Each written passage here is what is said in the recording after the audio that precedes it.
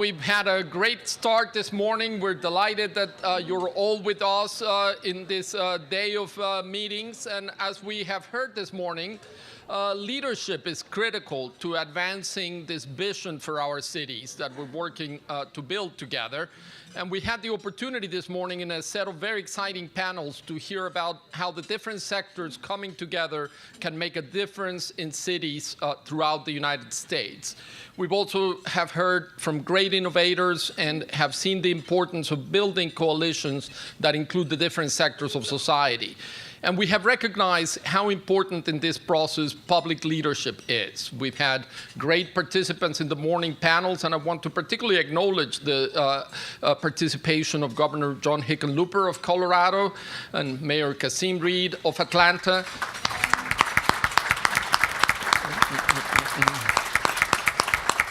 We will have this afternoon also Mayor Jean Quan of Oakland, who has already been with us this morning, and Governor Deval Patrick of Massachusetts, all of whom are great leaders enabling this public space that we all need to advance the innovation and creativity that is represented in all of the participants in this room.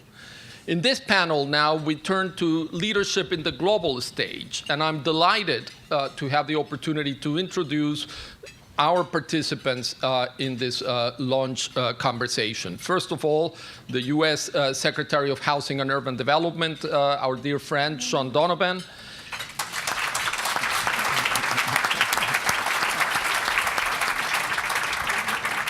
Together with the Undersecretary General of the United Nations and Executive Director of UN Habitat, Joan Closi Mateu.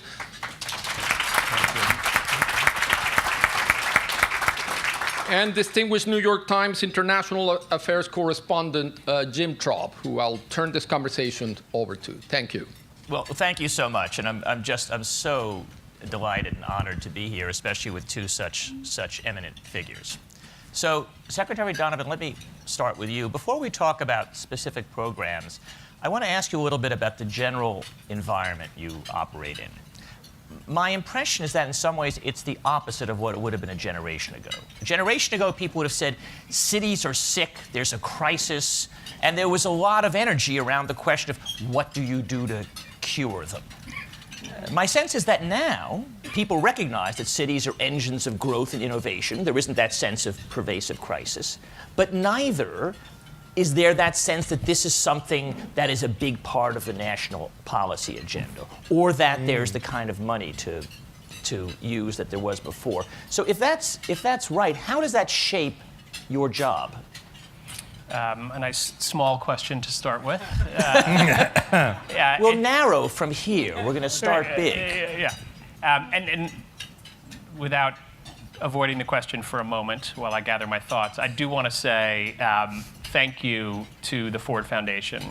And frankly, we wouldn't be having the conversation that you just laid out about cities without the work that Ford has done, whether it's the founding of LISC and so many other advances that have gotten us to the point where we can talk about cities in a different way than we did 3 decades ago. And I just recognize Pablo and Luis and all of you for your leadership, and also Joan, who has contributed to that international conversation. And I will want to be quiet today because there's nobody I like listening to talk about cities more than Joan. So with that, I think what I would say is that we are in this, and I feel very personally, an enormous tension between, I think, a longer-term trajectory, which is about sort of a gravitational pull back into cities, partly because of the way that we've reached the sort of extent of what the automobile kind of metropolitan area can be. And at least in America, folks are turning back inwards, I think, towards cities. Because of that, the average American family spends 52 cents of every dollar they earn today on transportation and housing combined. It stands in the way of our economic progress, et cetera, et cetera. But also because there is a sense of real energy at the local level around overcoming some of the fundamental obstacles that drove the sort of flight from the cities when HUD was founded in the last urban crisis, and that, crime, urban schools, many of those issues we've begun to make real advances on. I don't want to say that we've solved them by any means. You're not saying that's HUD itself which has solved them. No, but that sets the context, certainly, for an optimism about cities. And yet you have this incredibly acute crisis that we've experienced through the economic crisis, which has damaged cities in very fundamental ways and urban neighborhoods. And so I guess what I would say is we have been very much oriented, even though I don't think it's necessarily been seen nationally that way, but through the Recovery Act, through a set of policies to begin to work on what I think are the three fundamental drivers of urban economies. People, today in the 21st century economy, the human capital that a city has or a region has is the single greatest asset, whereas it might have been raw materials or a location on a river or whatever it might have been in the last century.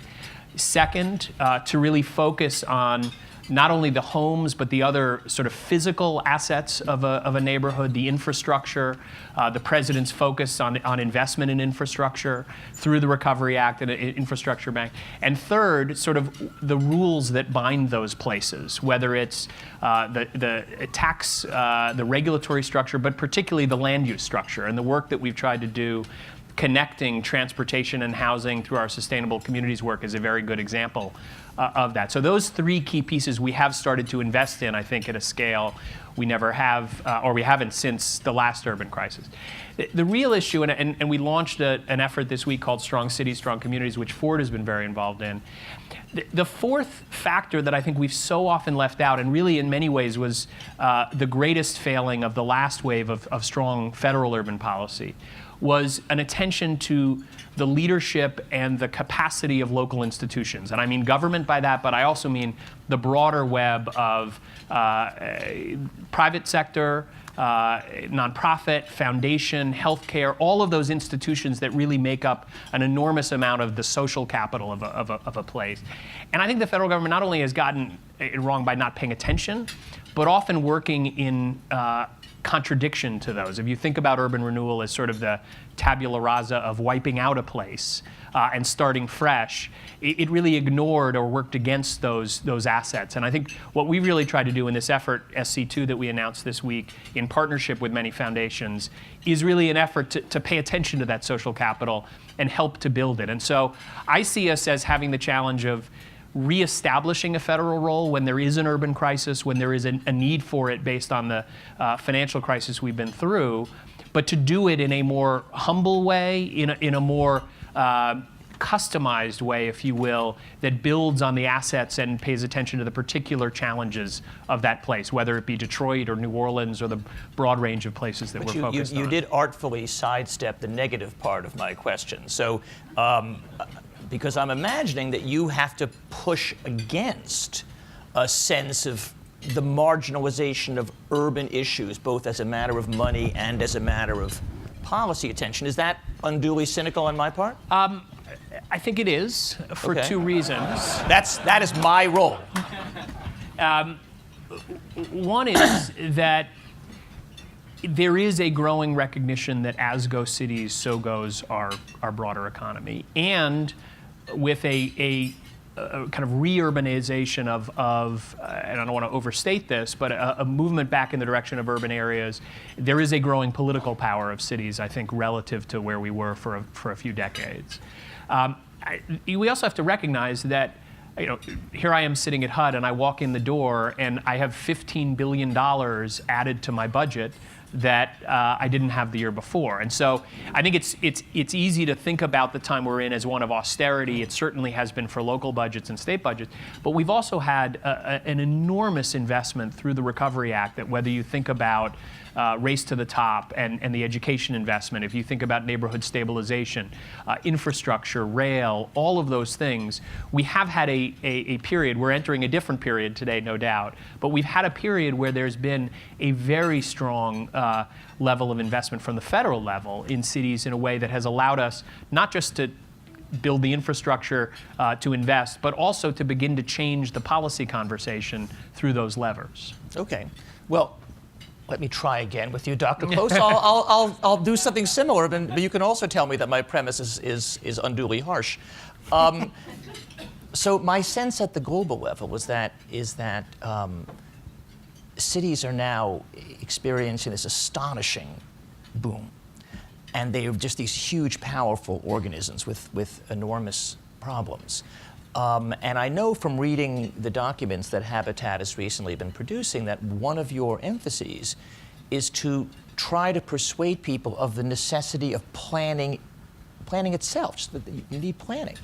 So given that cities like Mumbai, Bangkok, Mexico City just look like these immense organisms where planning just seems almost beside the point, how do you persuade people of the necessity, leaving aside what the content of the planning should be, of the necessity of planning in these big cities?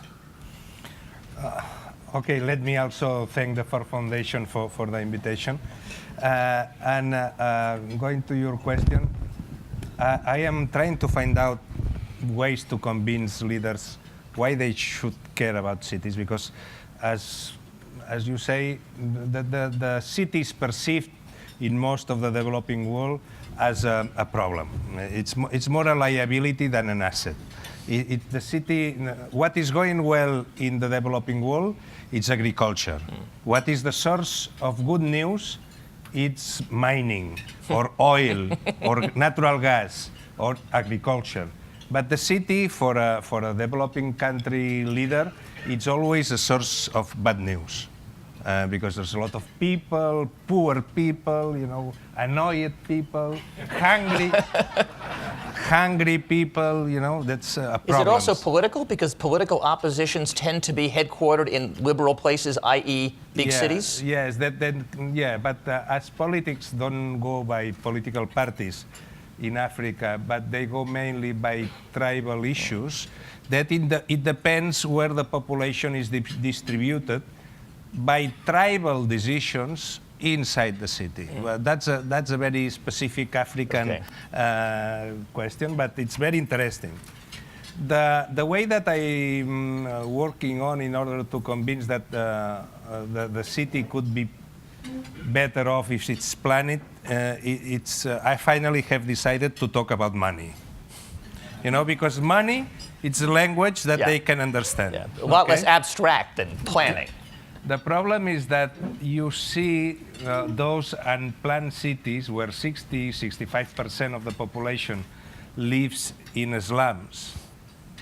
And you see how they are destroying urban value. The economists will tell us that cities, they have two sources of value, economical value.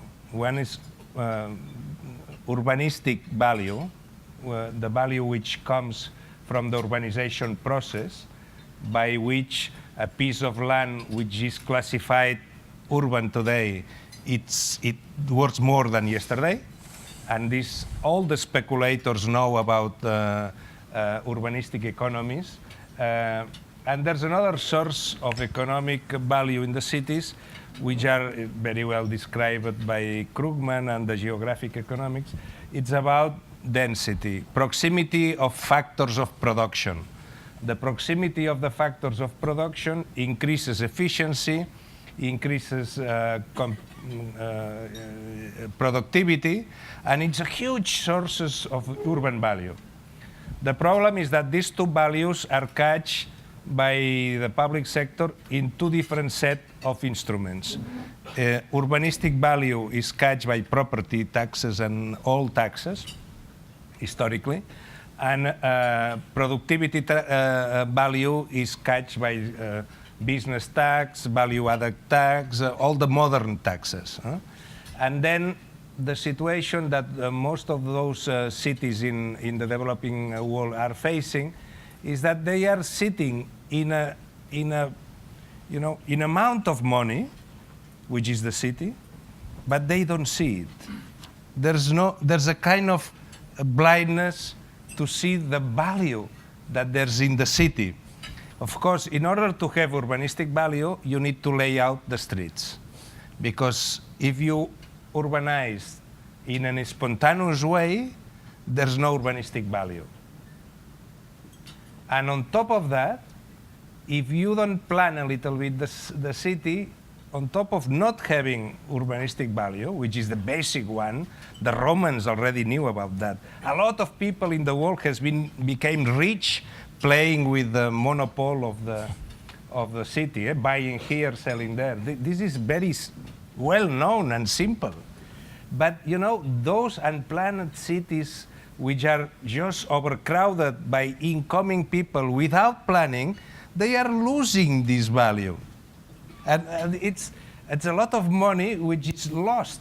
Well, let me stop you for a second. When you come to these political leaders and say, look, you have these gigantic teeming slums in Mumbai or Mexico City or whatever, and you're losing value, is their response actually, but slums don't cost us anything. We hardly provide any social services. All those guys, they come into work in our factories. So why are we going to spend the enormous amounts of money and attention and all that you're asking us to when the slums are kind of working out okay for us? No, it's even worse than that. See, I wasn't cynical enough this time. No, the worst thing is that without planning, the good real assets, the good real places that you build, they are scarce. And what happens in a good, which is good, really good, and it's scarce? The price goes up. And then, in this situation, there's a very happy bunch of people on those cities, are the ones which are fortunate enough to have some real valuable real estate. And they are not interested on opening up the market and increasing the offer of good real estate, which is what the urbanization process is. Then, and they have political power, often, these people. They support the political, etc. Then, what was your question? I think you've answered it, which is that you have it's very hard for you to persuade people of something that everybody in this room would say, of course that's true. But from the point of earlier today, we were talking about interests. People's interests are not necessarily very well aligned with what's going to be this broader public interest. But the problem is that they take advantage of today's profit or benefit of doing the real estate that they do, but they sacrifice the much bigger industry that they should be creating. They are sitting in a wealth of value. They are taking a little bit, restricting the market, and they don't care for the rest of the value, which is dormant there until somebody in future, 20 years ago in time, will come and do something. But this is very awful. And the other thing also is that they lose the economies of agglomeration because they don't want to fight in favor of density. Most of the developing cultures, they come from a tradition of low-level housing, just walking with the bare foot touching the land, and then you cannot ask them to live in the third floor or fifth. And then they are losing the economies of agglomeration. And the drama of the developing world city is that they are losing both sources of urban value, economies of urbanization and economies of agglomeration. There's only one exception, and this is China. China, which is one of the biggest processes of urbanization that we have seen over the world, it's now in a totally out of mind process of urbanizing, but they are urbanizing in a very interesting way with very wide streets, avenues, then very low density. And they have a lot of economies of urbanization and a few economies of agglomeration. So would it be easier for you if you were the secretary in an autocratic state like China? Well, I guess really the relevant question. I want to hear you. He may not want to answer that one Next either. question. Yes, right. Okay. So I want to hear you talk about the Strong Cities, Strong Communities program. But before you do, I'm curious whether any of the things that Dr. Close said about the resistance that one faces when trying to persuade people of what otherwise you would think should be true, should be self-evident, whether some of those problems resonate with you as well. When he was talking about the love of low density and, I thought he was talking about the American dream, Yeah. right? There is no question that there is a long history of this tension, which reached its height because of the urban crisis, right? The city was bad. And very personally, having been to the 1977 World Series game where Howard Cosell pointed out to the outfield and said, "Ladies and gentlemen, the Bronx is burning." That is the urban policy that HUD was built out of. Emerged out of the ashes of that. And so it's very powerful. I do think what's interesting is that as devastating as the crisis has been, and this is not a reason to celebrate the crisis in any way, but it has exposed a kind of disconnect in, and not from a planning point of view, but from a market point of view, the way that we were planning, in the sense that if you look at the places that have lost the most value, it is the places that were the lowest density, the least connected to transportation, that didn't have the economics of agglomeration. Oh. And that is a powerful thing. And this is not just a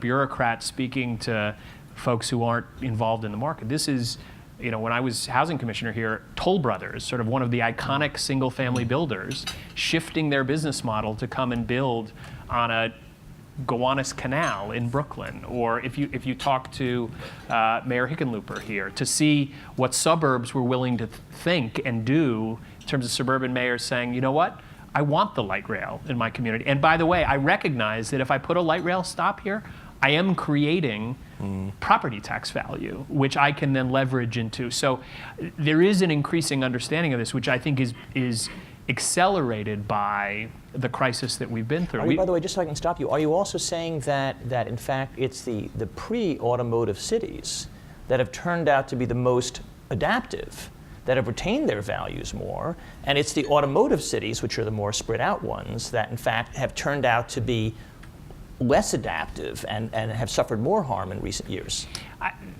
I think that's probably too simplistic, and I think it will be about whether they're able to adapt. If you think about Denver, I was in Salt Lake recently. Atlanta, Mayor Kasim Reed is here, who's thinking deeply about these issues as well. There are plenty of examples where those cities have been successful, and there are climate reasons, economic reasons, there's a whole range of reasons.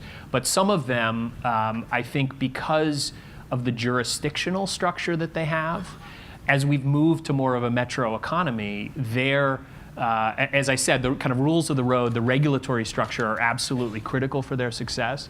Their regulatory structure is better adapted to the 21st century economy in some ways than the traditional pre-automotive city. So I don't think it cuts as simply as you've suggested. It's certainly the assets of place that many of the pre-industrial cities, pre-automobile cities have are very, very important. And I was just in Detroit. And I was going to ask you about that, so maybe you can talk also about the SC2 program as well. Well, this is, for those who haven't seen anything on it, and it's something I do have to thank Ford here and all of our other philanthropic partners who were so deeply involved. It really is about trying to pay attention at the federal level to the capital that exists in the institutions at a local level and to help build it. And so the idea here is to recognize that for the cities that have been most challenged, the Detroits, Cleveland, cities like that, not just in the last 3 years or 4 years, but over a much longer period of decades have been hollowed out. There is a process that has really eaten away at their civic capacity that needs to be rebuilt. And so the idea here is to embed within the local government a team from across all 12 different federal agencies to work with them in a few ways. One is, what we're increasingly finding is if sort of a one-size-fits-all federal policy is bad enough for the average city, it's particularly terrible for the places at the extreme like a Detroit, where, for example, our rules saying you can't demolish housing using our money might make sense where you have a growing urban place. They make no sense in Detroit. And that rule, it currently does exist. It exists in most of our programs, Yeah. and so embedding folks there is about customizing federal rules to a place that allow not a national urban policy, but a regional urban policy on federal rules to emerge. Second, to recognize that there is an enormous wealth of capacity, and Juan has done this throughout his career.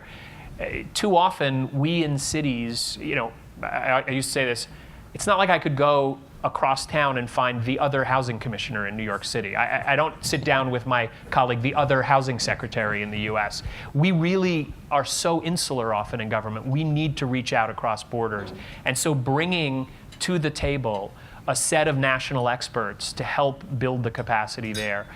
The foundations have funded, Rockefeller was the lead here, on a fellowship program that will bring very talented government professionals to embed, so that this isn't just a question of we're from the federal government, we're here to help you, and 2 years later we leave town and nothing remains. But perhaps most importantly, and this is where foundations are so key, you have to build a constituency for the success of local government and the institutions around these plans. If it is only the federal government and the local government working on this, you're doomed to fail. And so having a private sector that demands accountability and progress, that feels their sort of economic success, their money at stake with these plans, whether they get executed or not. I was saying in Detroit, the Free Press was complaining, the private sector is complaining about and threatening to withdraw their money from the light rail going down Woodward Avenue. I said, think about what you're saying.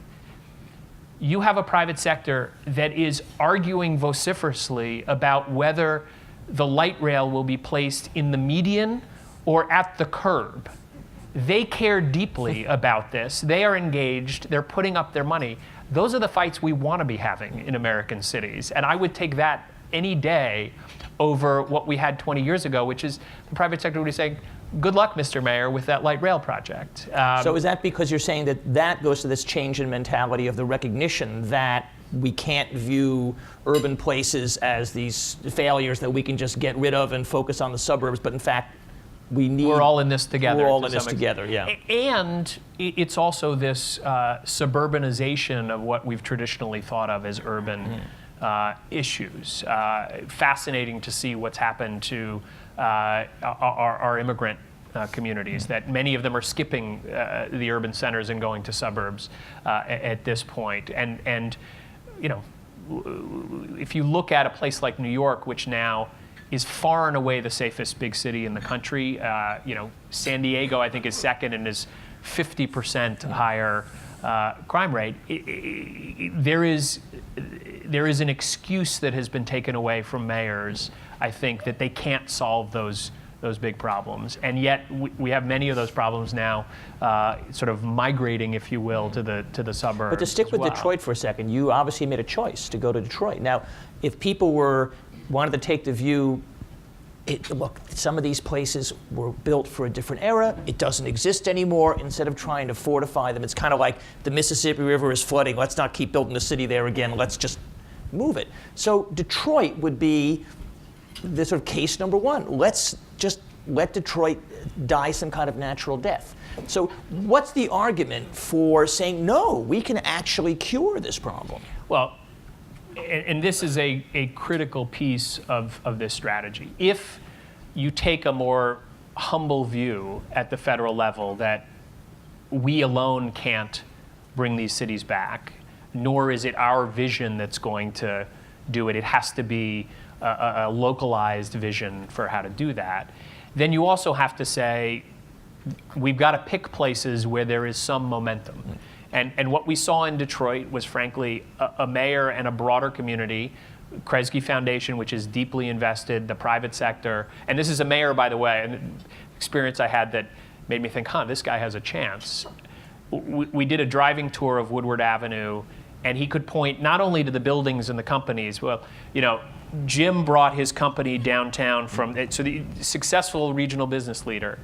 And then we get out of the car to go into his office, and the taxi driver pulls up and says, "Dave, how's the jump shot?" So he's got a set of constituencies that I think is very interesting. But he has been able to bring together and to make some very tough choices. I stood next to him 4 times where he said, "Look, we're not going to save every neighborhood." And instead of spreading the resources like peanut butter, which has been the traditional approach in Detroit, he's willing to say, we have a set of places with assets, just as we're trying to do at the federal level, he's doing it at the local level. We have a set of communities with assets where we have to target our investments, otherwise we're going to fail. So the triage then, isn't at the level of saving the metro area by sacrificing the city? It's at the level of saving the city by agreeing that there's some areas that may not be survivable. And having a strategy for each of those places, a land use strategy, et cetera, et cetera. And that gave us a lot of hope. But again, it's not just the mayor. You have a governor who gets that as goes the state, so goes, as goes Detroit, so goes the state. You have, as I said, a foundation community, a private sector that is not only talking the talk, but putting their money in as well to the regional transportation system, et cetera. So we had to pick places that had a vision. If we're saying it can't be our vision, then there has to be a local vision, and there had to be the right partners engaged at the table. So Dr. Close, so Secretary Donovan was talking about the kinds of people who are going to be the change agents, the people who you need to have that commitment from. So when you are trying to make this argument at the global level, and you already talked about how for private real estate people, for example, what's good for the city may be bad for them. So who would you say are the real drivers of change, and who are the people who you're trying to make your argument with? Or maybe where do you feel you have the best chance of making headway, making progress? Well, perhaps with my experience as a mayor,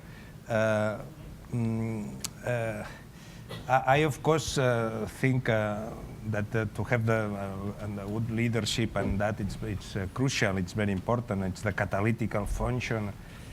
But at the end, a city, it's a political project, and it's a collective project. If the people is not in a mood to change, if the people is tired or depressed or has a lot of headaches, or it's very difficult to get a city to stand up and to move. You need some kind of create a myth or create a mobilizing set of ideas, apart from having, of course, the adequate persons to lead that. You need a dream. You need a will. We are seeing a lot in every country, cities that you don't know why exactly but they are going up. And you are seeing in the same country, in each conditions, and at each level of development, another set of cities that they go down. So what would be the Detroit, if you're trying to choose an example of a city that people think from the outside is hopeless, but in fact, there are reasons to be hopeful? What sort of places do you think about? Here, in the States? In the world. No. At a global level, cities where actually you feel, you know what, there's more hope than you might think for this place. There's a lot of places in the world. City is not an artifact. The city is where we live.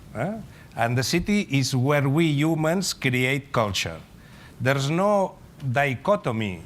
The city, it's our natural source of information and capacitation. Okay? Because in the rural areas you are apart and you don't contact much, you can do some money with agriculture. But you know, when you, in Africa, when you bring one person from the rural area to the city, in the first week that he or she is in the slum, they learn more of what they have learned in all this life, past life in the countryside. That's why they call it rural idiocy. Then the city it's not a part of our life. We are city. Okay?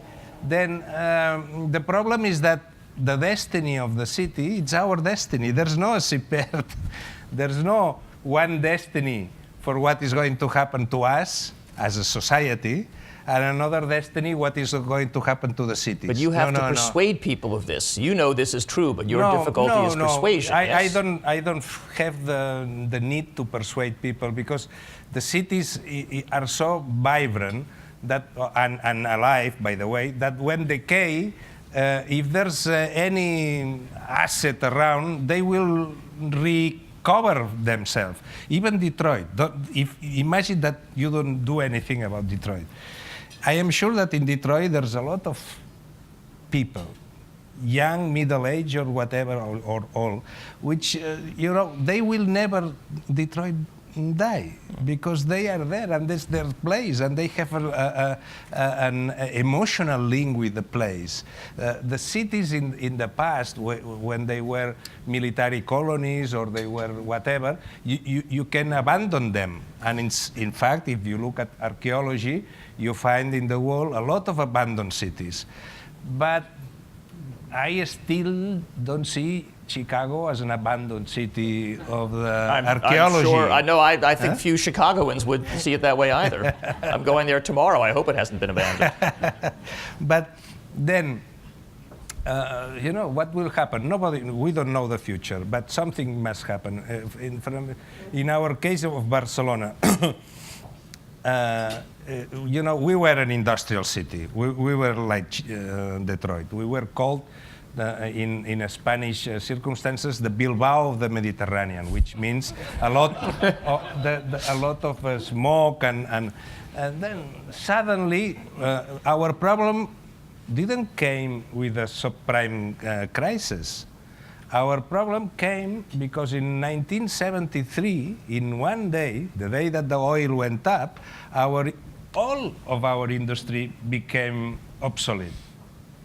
And we went from 3% unemployment in 73 to 22% unemployment in 1979, when we took the government of the city after Franco and the first democratic elections.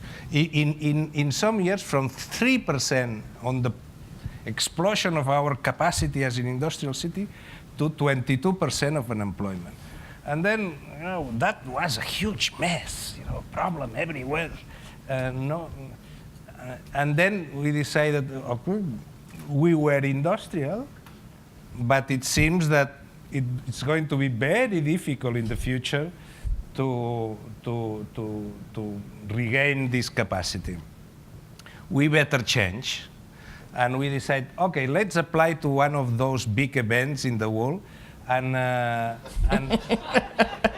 see if we can get the regional government and the central government to pay the bills that we need to be paid in order to build 3 or 4 things: the enlargement of the airport, the ring road, 3 museums, and a cleaning up of the city. Did you think about something besides the Olympics, like, I don't know, the Miss World contest? Or was it yes, always going to be course. the Olympics? No.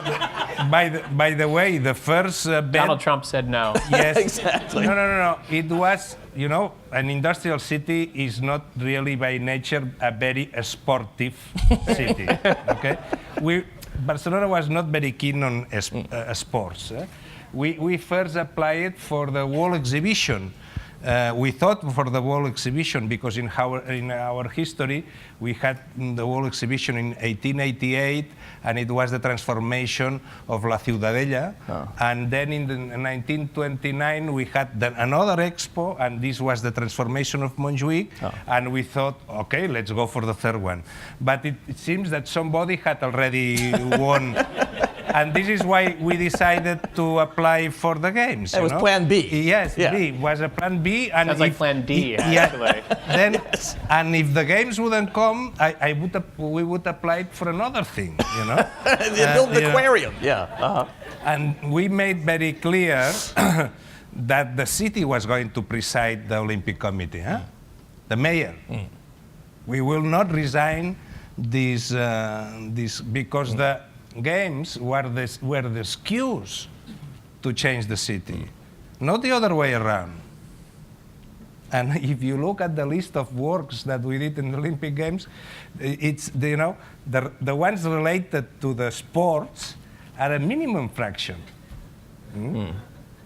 The ring road, all that was the city transformation. In fact, many people would say we got the best of both worlds with not getting the Olympics in New York. Yes. We got all of the planning and many of the parks and other things. And not the congestion. And not the sport. Right. And not Right. the congestion. Right. Yeah. Right. So I wanted to ask you one more thing before turning it over to the audience for questions. You made a point earlier, and somebody mentioned this in the previous panel, of what a breakthrough it is that you now have all of the government agencies that are focusing on urban issues working together. That is, there's this integrated effort. So I guess that would seem one of those obvious things, but it hasn't happened before. So maybe you could talk a little bit about whether you've had terrible difficulties working with all these folks who are accustomed to having their own thing, and what benefit you hope will come from this integrated approach. This is not easy. And it is one of those things that sometimes I feel sheepish talking about it as a major step forward, because it does seem in some ways so obvious. But it is so endemic to the way that we budget, the committees we set up in Congress, the way that we set up organizations, I think, more broadly, even outside of government. But it is so contrary to how we live our lives. I mean, again, I'd love to listen to Juan talk about cities. We don't live our lives in these segmented ways. And we know sort of instinctively that if we don't pay attention to a poor child's education, their housing, how their parents might be able to get to all of those pieces, we're going to fail. And yet it is quite difficult. And so for me, a significant part of this lesson came out of New York and sort of watching it work here in terms of our approach. And a lot of it, like most things in life, is dependent on personal relationships in a way that is striking. And many of this, I called Ray LaHood in the first week that I was on the job and said, we need to start working together, and liked each other. And Rocco's here. We've worked incredibly well together, in part because there is a personal connection that really does matter. And so part of it is where you are trying to do this, making sure that there is a personal bridge. But then part of it is the question of how do you make it independent of those happenstance sort of moments of habit. How do you build it into the DNA and institutionalize it? And this is where I think foundations have an enormous role to play.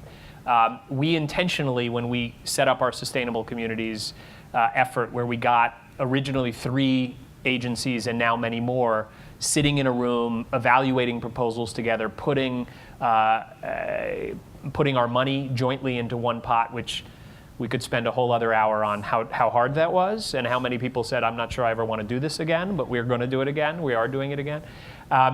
But we had a group of 12 foundations sitting in the same room with us, which brings you, in the most obvious level, resources. They made a commitment of $150 million simultaneous or almost simultaneously with us. Some to the same cities, some to other ones that were, the bridesmaids. But more powerful than that is when you then have to execute this, whether it's at the national level, local level. When I see Luis, he's going to keep pushing me to do this. When you have a Kresge operating in Detroit that is invested, they are a convener of the different sectors that you need at the table in a way that sometimes government can be. I think in New York, we were able to be that convener. We had the strength, the institutional capacity to do that, and a mayor who could do that. In many cases, you don't. And you need somebody else driving that to be the table where everyone can come together. And that, I think, is a very powerful role that foundations can play in ensuring that there is a pressure and an institutionalization of these partnerships. Great. We have a few minutes left, so I'd love to just invite questions for either gentleman from anybody here. So please stand up and tell us who you are and ask a question. Jeff Anderson, Smart Growth America. Really appreciated the comments on the panel, and I just wanted to pick up on your last comments, Secretary Donovan, and point out that a lot of that collaboration is under direct fire in the current appropriations process, with the EPA Smart Growth Program being, at least in the House, being proposed to be zeroed out in the report language. Obviously, with the programs at HUD that are principally responsible for this under Shelley's care also being under real pressure, and I expect getting an additional attack in the House. What do we need to do in Congress to get them to see the value of these initiatives? Secretary, before you answer, Jim, can we take a series of questions all at once? Oh, okay, so let's have maybe a couple of others. Yes, back there. Hi, I'm Ben Adler with Next American City, and I have a question for both gentlemen. The anecdote about Barcelona made me think, you were talking about how you got the national and regional governments to pay for improvements in infrastructure that were, part of the Olympics. And I was thinking about when, the New York plan, for example, the federal government wasn't going to pay for any of that.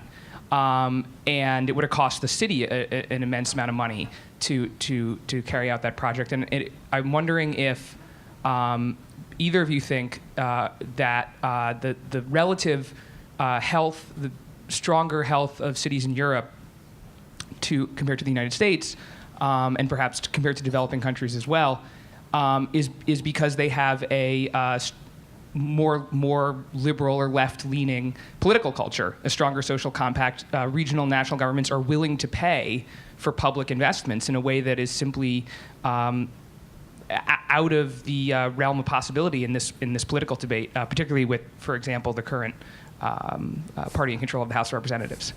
Whichever one that is. Yeah. So one more question, and we'll answer all of them together. Yes, back there.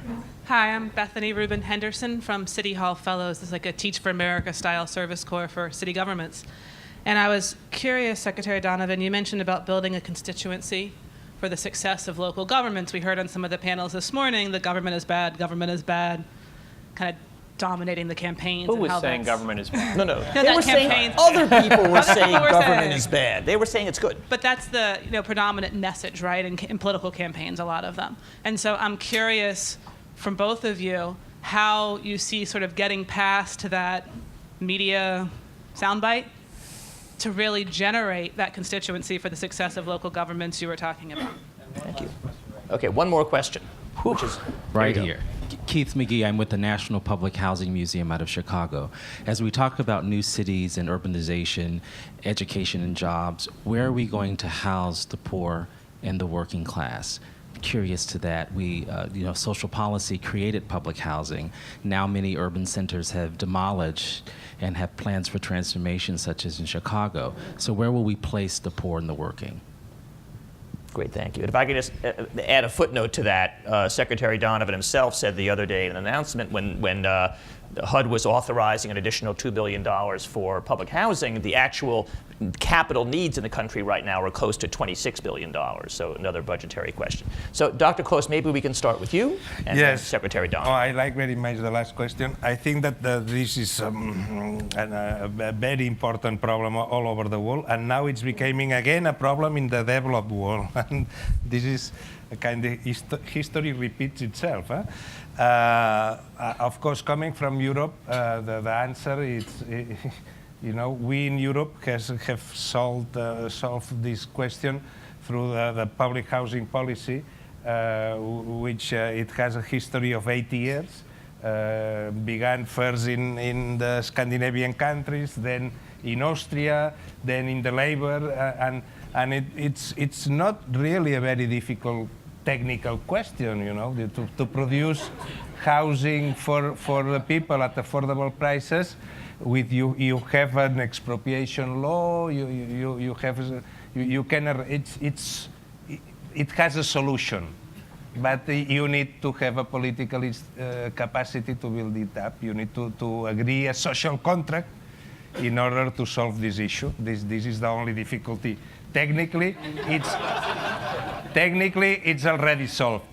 This is why I am now focusing in one thing. In most of the developing world, there's a lot of countries which have a housing policy, national housing policy. And I am asking them, please, let's change a little bit. And let's move from national housing policy to national urban policy. Because housing, it's part of the urban policy. And in order to help a country just to move upwards, it's not enough to have a housing policy. Of course, it's totally needed. But it's much more important because an urban policy, national urban policy, it's about infrastructures, it's about transportation, it's about energy, it's about job creation. And in that sense, this is where we are aiming at in UN Habitat now, trying to address the issue of the city, not just from the specific housing topic, but the overall urban context, which is much more broader. And in relation to the two questions there about the local authorities and finance from the central government and local government, yes, this is a big problem. This is a huge problem. You know, when we built our cities in Europe 200 years ago, Paris, London, even when you build the first cities here, even Manhattan with nice, we celebrate this year the 200 years of approval of the Manhattan grids. You walk in a street that has 20 meters width and the avenue which has 32 meters width because it was decided in 1811 before the existence of the car, before the existence of the electricity, the elevator, and the Industrial Revolution. Okay, you are very lucky for a society which doesn't believe in planning to have a grid city. It's a fantastic thing. But in relation to the two things, when we build these big cities, our big cities of the past, the role of the state, the expenditure of the state was smaller. And the percentage of public income which was captured by the city compared with the public income captured now by the central state, it was much more in favor of the city. The city, in terms of relative wealth, 200 years ago, had more power, economical power, to build up the streets and the services and the water and sanitation and these things. You know, the modernization of the tax system, which moving towards corporate taxes and income taxes, and less with property taxes. I don't know exactly the American case, but in Europe, it has meant that relatively now cities have less resources than in the past. Though the social contract in Europe requires cities and well-planned cities. And when you don't spend some money in the city, what happens? Look at Paris and the burning of the neighborhoods of Paris, okay? It's a thermometer of the social tension. And this is why nobody can allow, no wise politician can allow the city to go too much down. Thank you.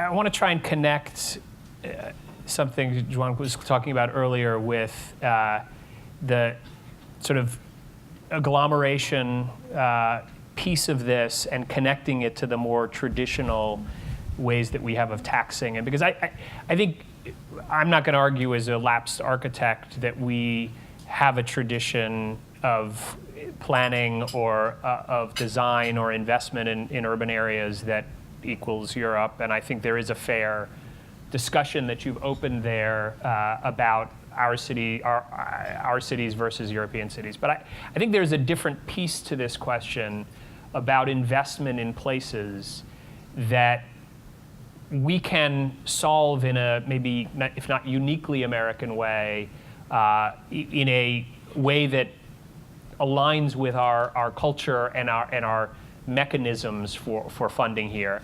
And when I say that, what I mean is one of the fundamental problems that we face, and you hear it in the political discourse now, where the president says it's an investment, and the Republican Party says it's just government spending. And partly this actually goes to the question of how do we build support for government. We, in the public sector, have to get better at connecting what we do with the benefits that we get and what the costs are. And I mean this in the broadest sense. What did Central Park and its insertion in that grid do to the value of the surrounding blocks? And Jim was saying, it's this odd thing where it's all about real estate development. Well, you can in an American sense, you could use that metric and still have a logic for Central Park, right? Yes. You could have a logic for rebuilding public housing, which says the 20% of kids that are poor in this country cost us $500 billion a year and 4% of GDP. And part of this is a technical question of how you create the mechanisms to pay for it. Think about the High Line in New York. The High Line was enormously expensive by one frame. If you measured it holistically, what you would say it was a brilliant investment because the property taxes that it's generated in that surrounding community are huge. And we figured out a mechanism for it to pay for itself through a highly complex, we could bore you to tears talking about that exercise. But I do think that if we get smarter and better in our government, we can actually find ways to both make the case politically and generate the investments that pay for themselves. I don't want to glorify that.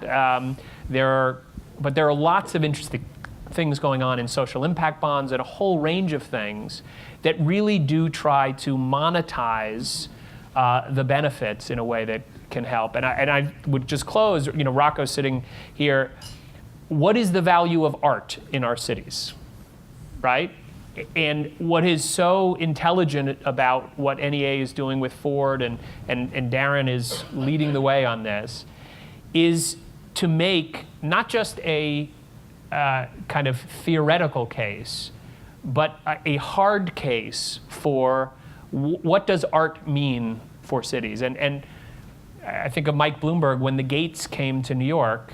He was relentless about counting the dollars that it brought to New York. And that may seem, to go back to this comparison, crass to someone from Barcelona, but it is an American way to solve this issue and to bring value to places in a way that can begin to resolve this Gordian knot that we have of what is, and I will tell you, if it seems wide from here, you should try it in Washington. It's the gulf that we have that is a real problem. Well, I'm fairly myopic, but I think the last sign that was held up in front of me said that we have negative 10 minutes left. So thank you so much. This has been so illuminating.